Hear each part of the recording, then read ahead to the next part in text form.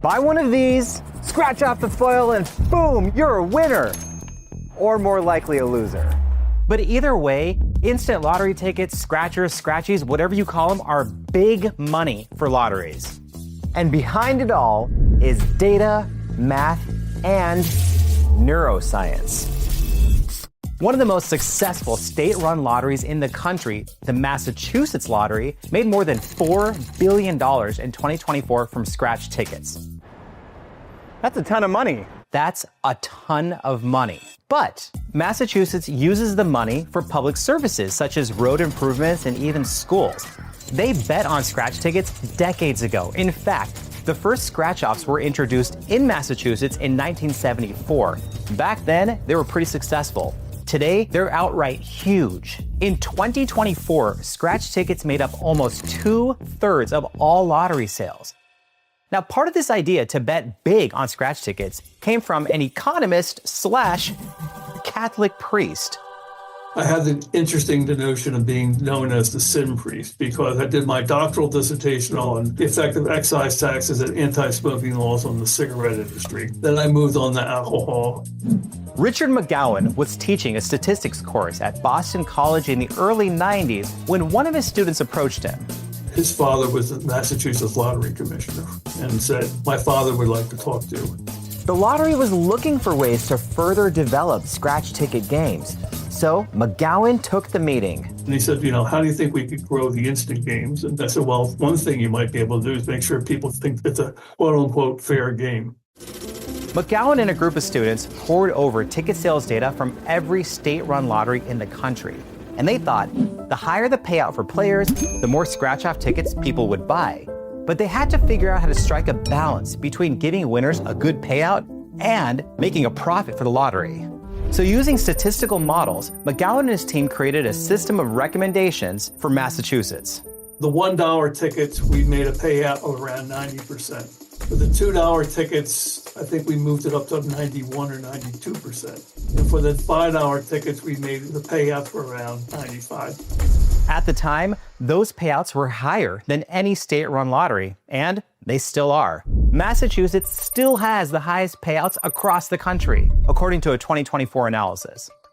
McGowan's team also determined that the state should make more winning lottery tickets. They thought that the better the odds of winning, the more people would play.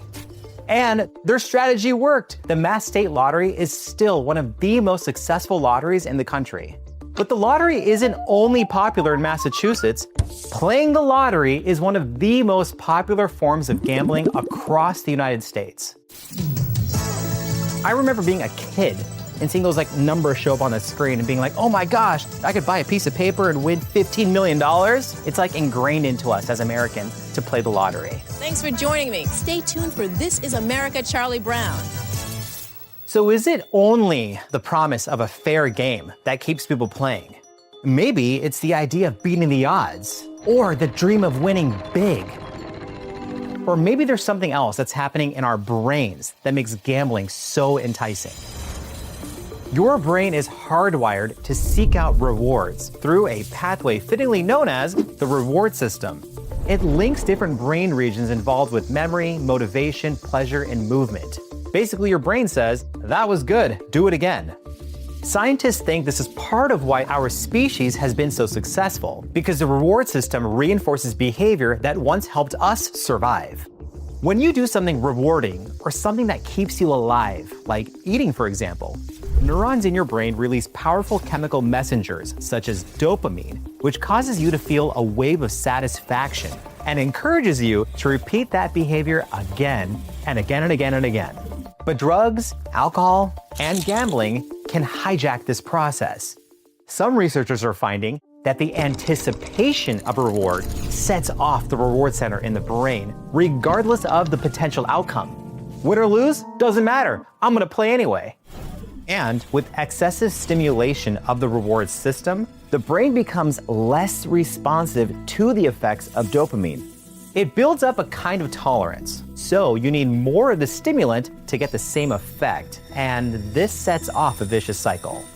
Brain imaging studies have shown decreased activity in the decision-making part of your brain the prefrontal cortex, in those with a gambling disorder. The overall effect of the constant stimulation of the reward system is that the behavior becomes more like a reflex than a choice. But what causes addictions is complex. Some researchers think that underlying factors, such as genetics or psychiatric conditions, influences who will develop issues with gambling. But unlike with drug or alcohol addictions, for those who excessively gamble, the promise of winning big, maybe even getting financial freedom, may seem like it's right around the corner. But reality check, McGowan says those who play the lottery should always keep in mind the odds of winning stay the same, no matter what you do. Every time you flip a coin, the coin doesn't say, oh, I was head this time and I want to be tail the next time. Every time you flip it, the odds are exactly the same. And the same thing when you buy a lottery ticket. The odds of you winning are the same every time. Thank you very much. If you like this video, check out the Scratch and Win podcast for the story of the unlikely rise of America's most successful lottery. You can find Scratch and Win wherever you get podcasts or on the GBH News YouTube channel. And if you or someone you know is struggling with gambling, help is out there. Call the National Problem Gambling Helpline at 1-800-522-4700. That's 1-800-GAMBLER, or text 800-GAM. Help is available 24/7 and is 100% confidential.